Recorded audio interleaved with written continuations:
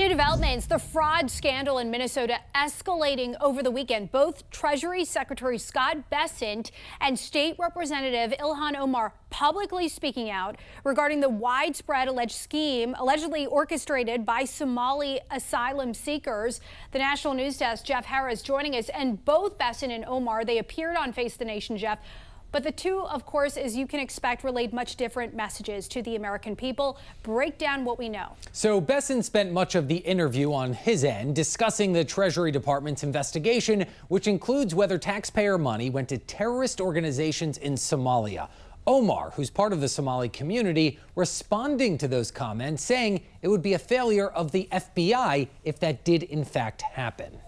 Over the weekend, Treasury Secretary Scott Bessent calling out Minnesota Representative Ilhan Omar for her response about the allegations of widespread fraud from the state's Somali community, the largest in the nation, and potential link to terrorist organizations. Representative Omar tried to downplay it, said, "Oh, it was very, it was very tough to know how this money should be used." Yeah. She was gaslighting the American people. Meanwhile, Omar pushing back, saying any connection between alleged Somali fraud and terrorism would fall on the FBI. If there was a linkage in the money that they had stolen going to terrorism, then that is a failure of the FBI. This fraud investigation dates back to 2022 when the Biden administration filed charges in connection to what they called the largest pandemic fraud in the U.S.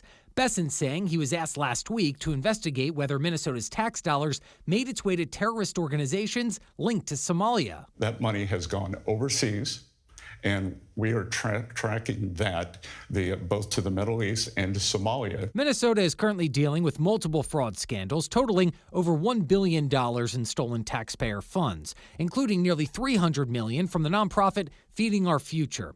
Omar's campaign receiving donations from people charged in that scheme, donations she says have since been returned. We obviously had people who were able to donate to our campaign that were involved.